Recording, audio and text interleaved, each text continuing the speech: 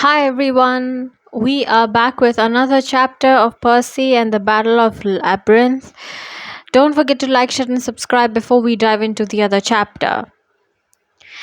So, in the previous chapter, as we saw, we rescued Briarus, and Percy was getting very, very sassy and very, very irritated with the situation that has turned. And Percy lost the only thing that Tyson ever made him, a defense, his shield. And I don't think we're going to see it any longer. Let's roll right into chapter 8. We visit the Demon Dude Ranch. We finally stopped in a room full of waterfalls. The floor was one big pit, ringed by a slippery stone walkway. Around us, on all four walls, water tumbled from huge pipes. The water spilled down into the pit, and even when I shone a light, I couldn't see the bottom. Briar slumped against the wall. He scooped up water in a dozen hands and washed his face. This pit goes straight to Tartarus, he murmured. I should jump in and save you trouble.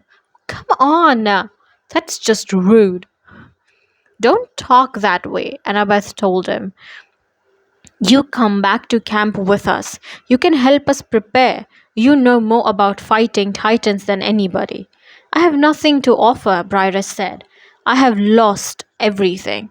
What about your brothers? Tyson asked. The other two must still stand tall as mountains. We can take you to them. Briar's expression morphed to something even sadder, his grieving face. They are no more. They faded. The waterfalls thundered. Tyson stared into the pit and blinked tears out of his eye. What exactly do you mean they faded? I thought monsters were immortal like the gods. Percy, Grover said weakly, even immortality has limits. Sometimes monsters get forgotten and they lose their will to stay immortal. Looking at Grover's face, I wondered if he was thinking of Pan. I remembered something Medusa had told us once, how her sisters, the other two Gorgons, had passed on and left her alone. Then last year, Apollo said something about the old god Helios disappearing and leaving him with the duties of the sun god. I'd never thought about it too much, but now, looking at Briareus, I realized how terrible it would be to be so old, thousands and thousands of years old, and totally alone. I must go, Briareus said. Kronos' army will invade camp. We need help, Tyson said. Briareus hung his head. I cannot, Cyclops. You are strong. Not anymore, Briareus rose. Hey, I grabbed one of his arms and pulled him aside, where the roar of the water could hide our words. Briareus, we need you. In case you haven't noticed, Tyson believes in you. He risked his life for you. I told him everything. Luke's invasion plan, the labyrinth entrance at camp, Daedalus' workshop, Kronos' golden coffin. Briareus just shook his head. I cannot, demigod. I do not have a finger gun to win this game. To prove his point, he made 100 finger guns. Maybe that's why monsters fade, I said. Maybe it's not about what the mortals believe. Maybe it's because you give up on yourself. Oh my god. I felt chills with this line. Literal chills. His pure brown eyes regarded me. His face morphed into an expression I recognized shame. Then he turned and trudged off down the corridor until he was lost in the shadows. Tyson sobbed. It's okay. Grover hesitantly patted his shoulder, which must have taken all his courage. Tyson sneezed. It's not okay, goat boy. He was my hero. I wanted to make him feel better, but I wasn't sure what to say. Finally, Annabeth stood and shouldered her backpack. Come on, guys. This pit is making me nervous. Let's find a better place to camp for the night. We settled in a corridor made of huge marble blocks. It looked like it could have been a part of Greek tomb, with bronze torch holders fastened to the walls. It had to be an older part of the maze, and Annabeth decided this was a good sign. We must be close to Daedalus' workshop, she said. Get some rest, everybody. We'll keep going in the morning. How do we know when it's morning? Grover asked. Just rest, she insisted. Grover didn't need it to be told twice. He pulled a heap of straw out of his backpack and ate some of it, made a pillow out of the rest and was snoring in no time. Tyson took longer getting to sleep. He tinkered with some metal scraps from his building kit for a while, but whatever he was making, he wasn't happy with it. He kept disassembling it. I'm sorry I lost the shield, I told him. You worked so hard to repair it. He looked up. His eyes were bloodshot from crying. Do not worry, brother. You saved me. You wouldn't have had to if Bridus had helped. He was just scared, I said. I'm sure he'll get over it. He's not strong. He's not important anymore, Tyson said. He heaved a big sigh and then closed his eye. The metal pieces fell out of his hand, still unassembled, and Tyson began to snore. I tried to fall asleep myself, but I couldn't.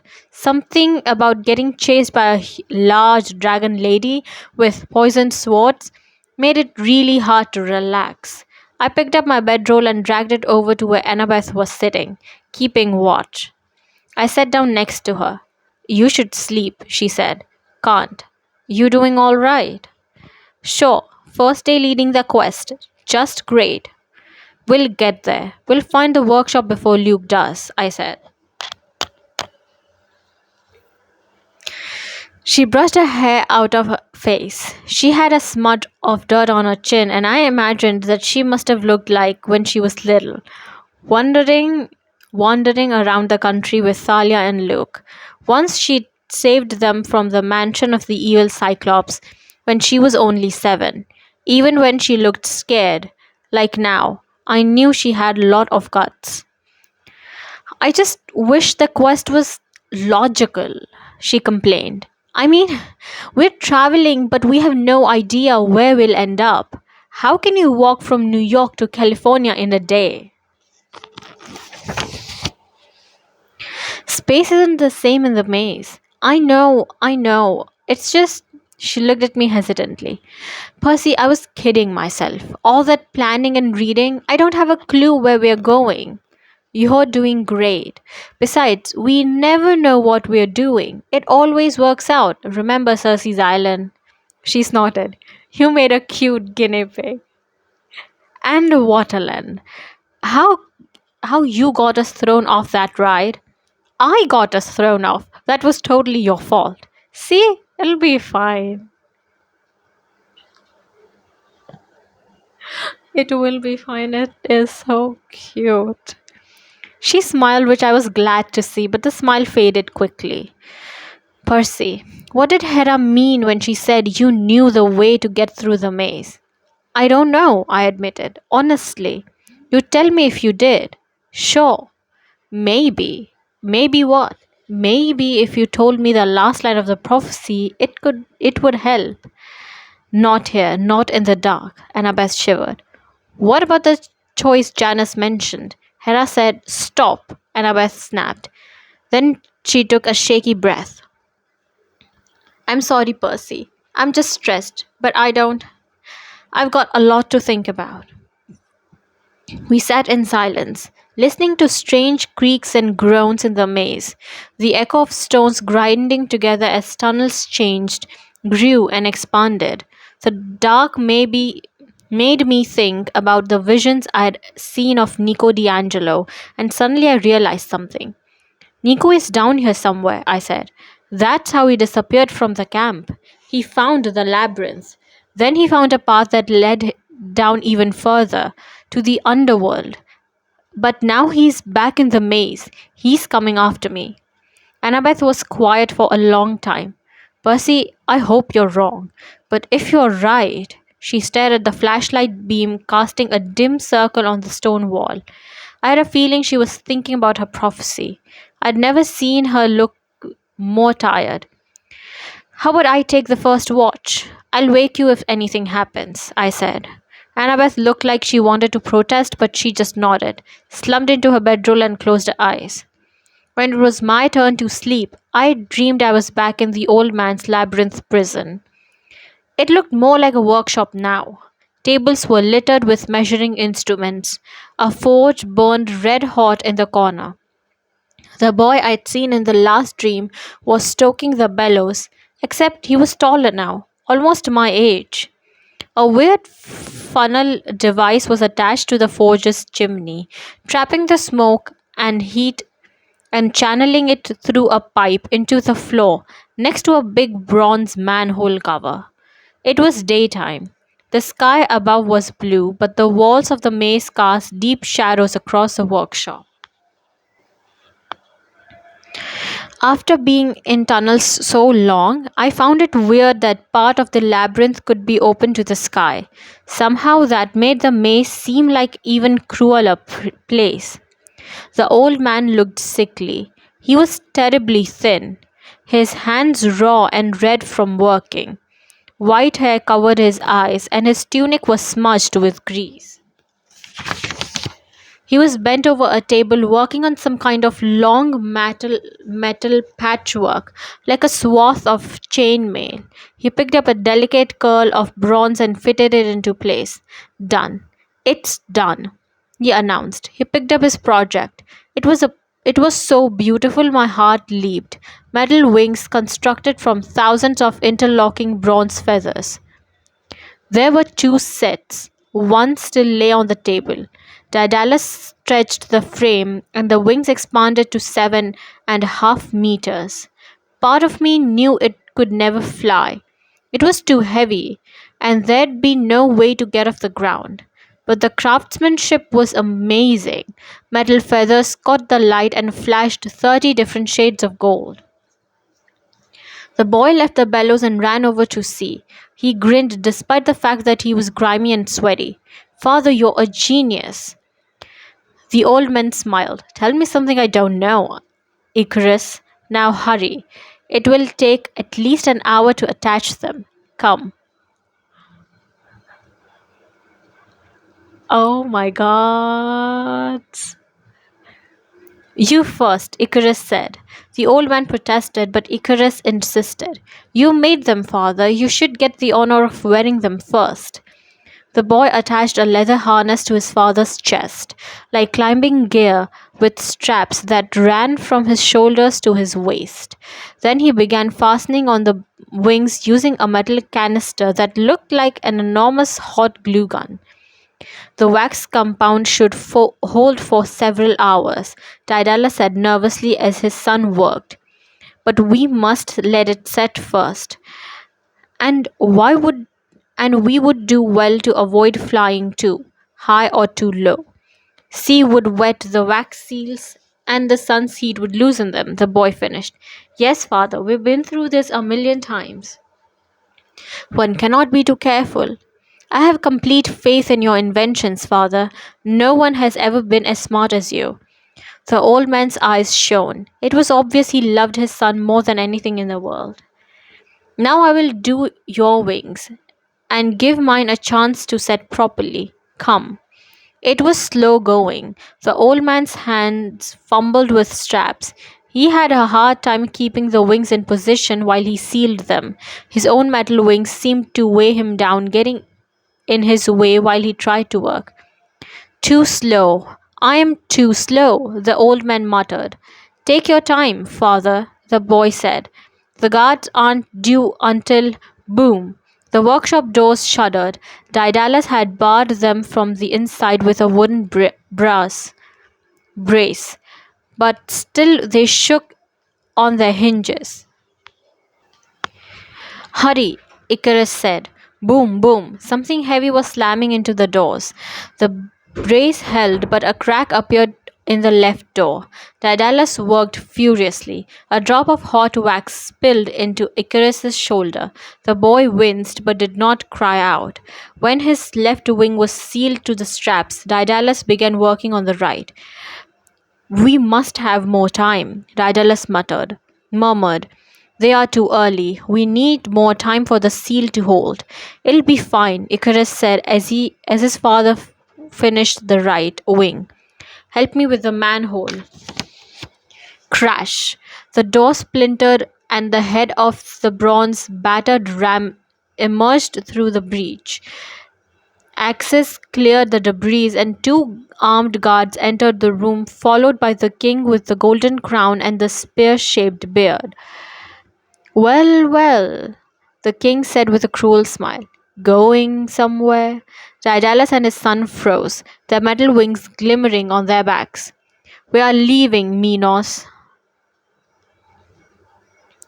the old man said. King Minos chuckled.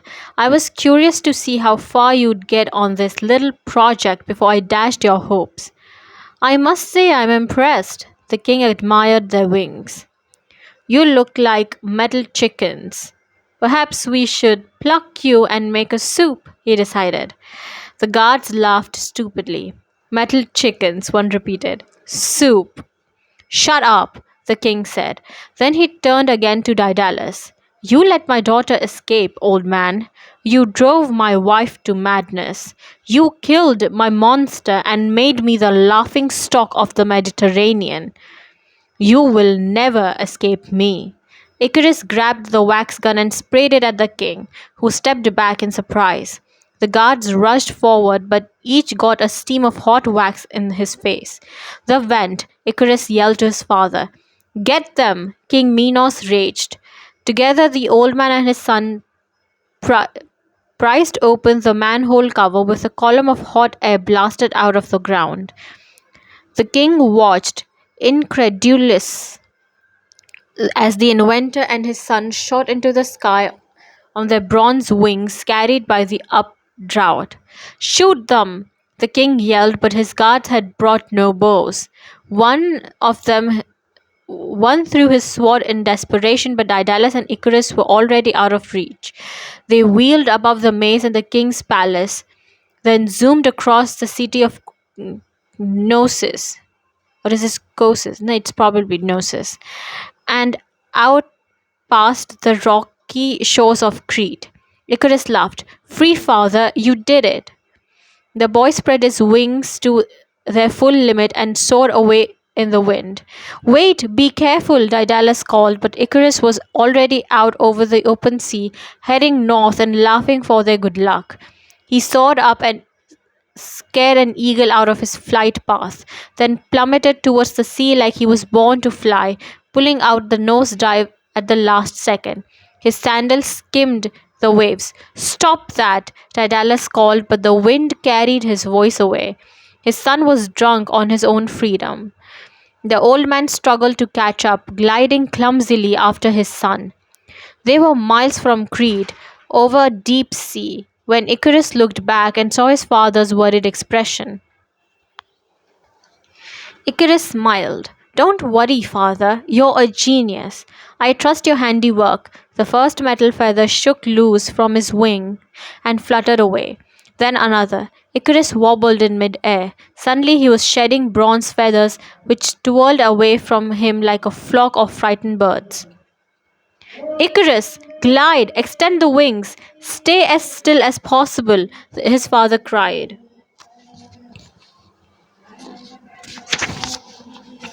But Icarus flapped his arms desperately, trying to reassert control.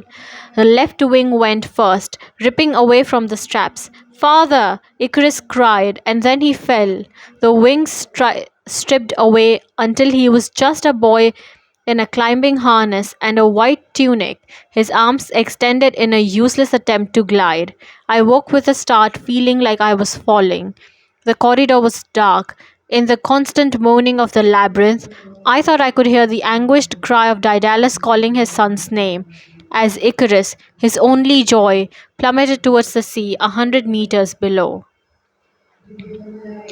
There was no morning in the maze, but once everybody woke up and had a fabulous breakfast of granola bars and juice boxes, we kept traveling. I didn't mention my dream. Something about it had really freaked me out, and I didn't think the others needed to know that. The old stone tunnels changed to earth with cedar beams like a gold mine or something. Annabeth started getting agitated. This isn't right. It should still be stone. We came to a cave where stalactites hung low from the ceiling. In the center of the dirt floor was a rectangular pit like a grave. Grover shivered. It smells like underworld in here. Then I saw something glinting at the edge of the pit, a foiled wrapper. I shone my flashlight into the hole and saw a half chewed cheeseburger floating in brown carbonated muck. Nico, he was summoning the dead again, I said. Tyson whimpered. Ghosts were here. I don't like ghosts. We've got to find him. I don't know why, but standing at the edge of that pit gave me a sense of urgency. Nico was close. I could feel it. I couldn't let him wander around down here alone except for the dead. I started to run. Percy! Annabeth called out. I ducked into a tunnel and saw a light up ahead. By the time Annabeth, Tyson, and Grover caught up with me, I was staring at daylight streaming through a set of bars above my head. We were under a steel grate made out of metal pipes. I could see trees and blue sky. Where are we? I wondered. Then a shadow fell across the grate and a cow stared down at me. It looked like a normal cow except it was weird color. Bright red, like a cherry. I didn't know cows came in that shade. The cow moved, put one hoof tentatively on the bars, then backed away. It's a cattle grid, Grover said. A what? They put them at the gates of the ranches so cows can't get out. They can't walk on them. How do you know that? Grover huffed indignantly. Believe me, if you had hooves, you'd know about cattle grids. They are annoying. I turned to Annabeth. Didn't Hera say something about a ranch? We need to check it out. Nico might be up there. She hesitated. All right, but how do we get out? Tyson solved that problem by hitting the cattle grid with both hands.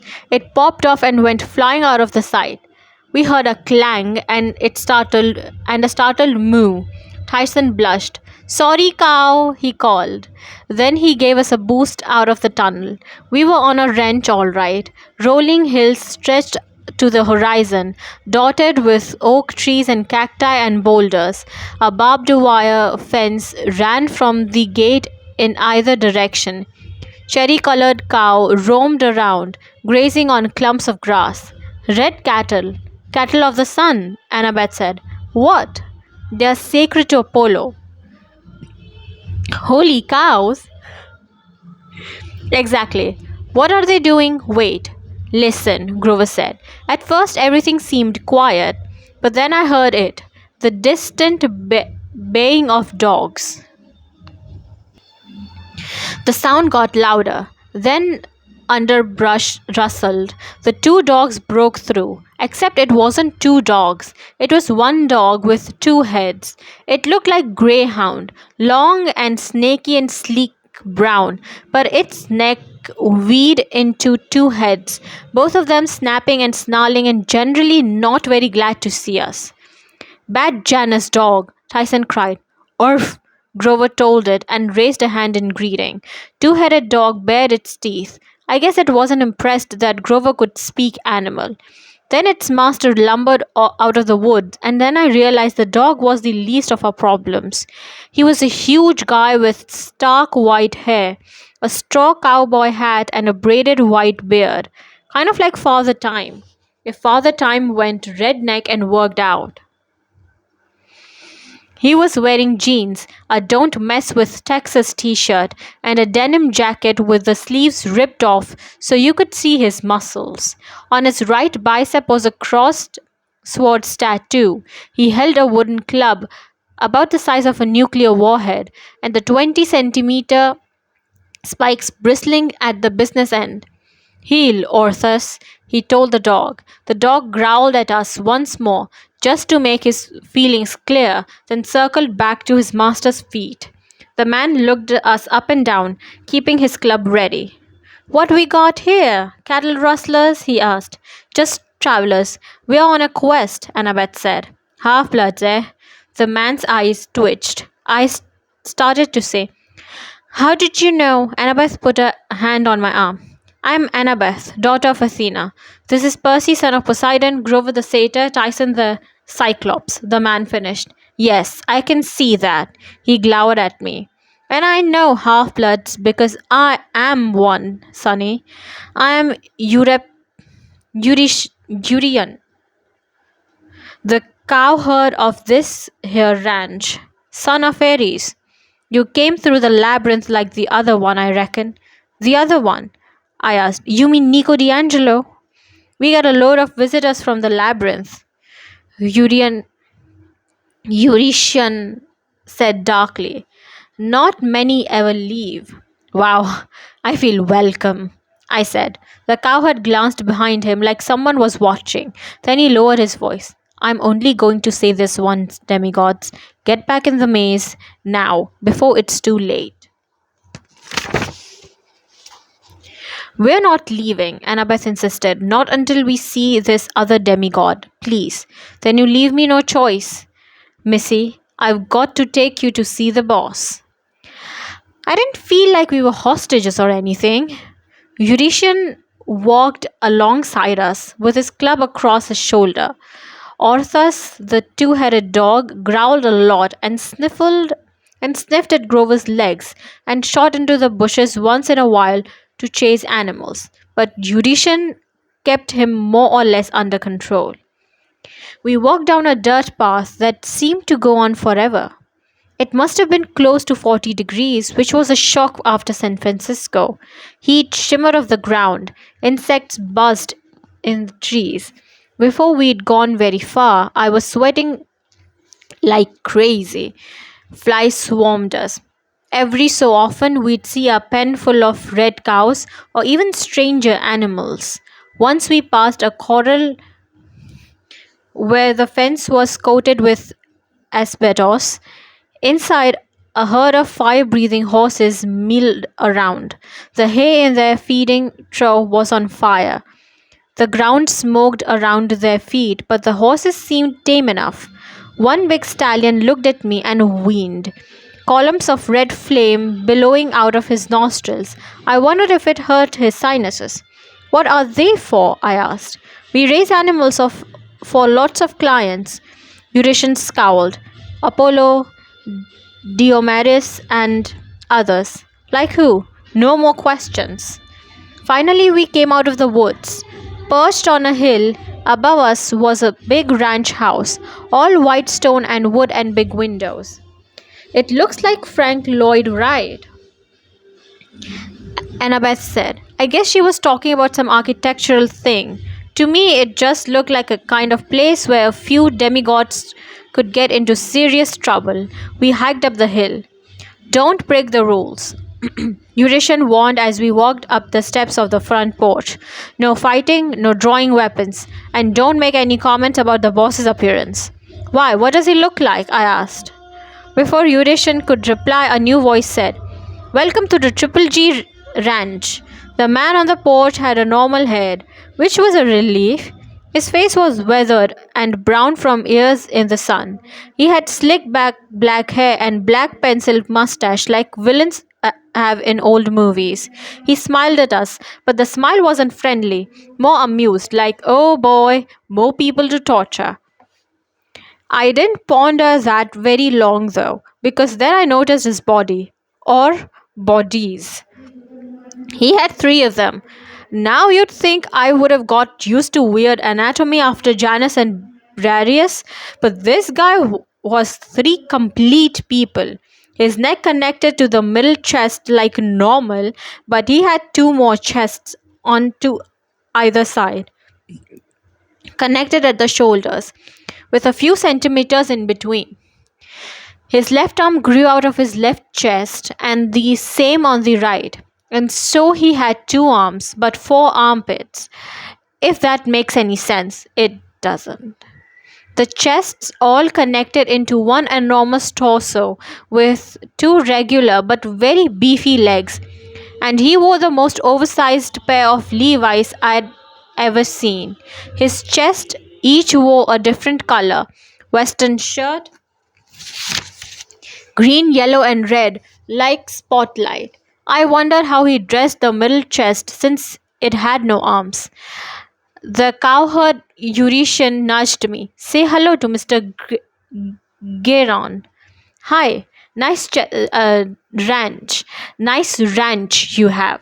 Before the three bodied man could respond, Nico D'Angelo came out of the glass doors onto the porch. Gayron. No, it's Geryon. I won't wait for. He froze when he saw us. Then he drew his sword. The blade was just like I'd seen in my dream, short, sharp, and dark as midnight. Gayron, Geryon snarled when he saw it. Put that away, Mr. D'Angelo. I ain't gonna have guests killing each other. But that's Percy Jackson, Annabeth Chase, and a couple of their monster friends. Yes, I know. Monster friends? Grover said indignantly. That man is wearing three shirts. Tyson said like he was just realizing this. They let my sister die. Nico's voice trembled with rage. They are here to kill me. Nico, we're not here to kill you. What happened to Bianca was I raised my arms. Do not speak her name. You're not worthy to even talk about her. Wait, how do you know our names? Annabeth pointed at Geryon. The three-bodied man winked. I make it my business to keep informed, darling. Everyone pops into the ranch from time to time. Everyone needs something from old Geryon. Now, Mr. D'Angelo, put that ugly sword away before I have Eurasian take it from you. Eurasian sighed, but he hefted his spike club at his feet. Orthus growled. Nico hesitated. He looked thinner and paler than he had in the iris messages. I wondered if he'd eaten in the last week. His black clothes were dusty from traveling in the labyrinth, and his dark eyes were full of hate. He was too young to look so angry. I still remembered him as the cheerful little kid who played with mythomagic cards. Reluctantly, he sheathed his sword. If you come near me, Percy, I'll summon help. You don't want to meet my helpers, I promise. I believe you, I said. Geryon patted Nico's shoulder. There, we'll all made nice. Now, come along, folks. I want to give you a tour of the ranch. So, if you hear the music, it is because Navratri is going on, and well, today is the DJ night. So, the music is going to be louder than ever. So, I'm going to try to shout and read everything because only few pages are remaining, and I don't want to end this half. Geryon had a trolley thing, like one of those kiddie trains that take you round zoos. It was painted black and white in a cowhide print. The driver's car had a set of long horns stuck to the hood, and the horn sounded like a cowbell. I figured maybe this was how he tortured people. He embarrassed them to death, riding them in the moo-mobile. Nico sat in the very back, probably so he could keep an eye on us. Eurasian crawled in next to him with his spiked club and pulled his cowboy hat over his eyes like he was going to take a nap. Orthus jumped in front seat next to Geryon and began barking happily in two-part harmony. Annabeth, Tyson, Grover, and I took the middle two cars. We have a huge operation, Geryon boasted as the moo-mobile lurched forward. Horses and cattle mostly, but all sorts of exotic varieties too. We came over a hill and Annabeth gasped. Hippolectrions. I thought they were extinct.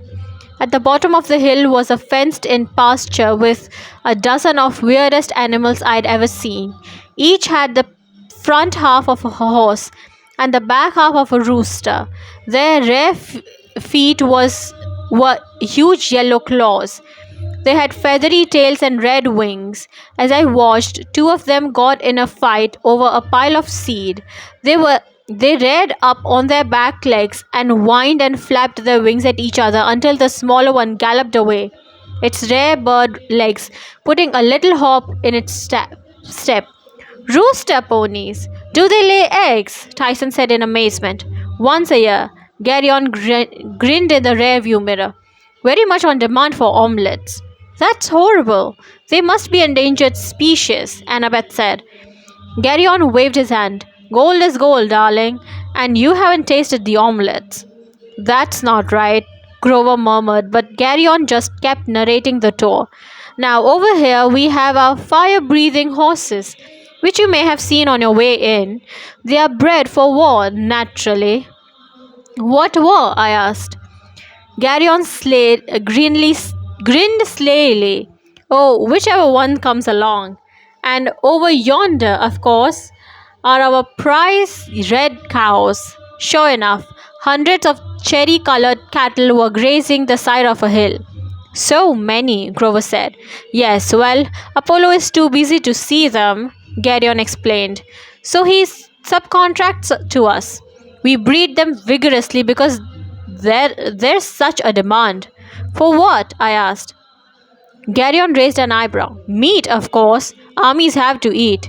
You kill the sacred cows of the sun god for hamburger meat. That's against the ancient laws, Grover said. Oh, don't get so worked up, Sata. They're just animals. Just animals? Yes, and if Apollo cared, I'm sure he would tell us. If he knew, I muttered. Nico sat forward. I don't care about any of this, Garyon. We had business to discuss and this wasn't it. All in good time, Mr. D'Angelo. Look over here. Some of my exotic game.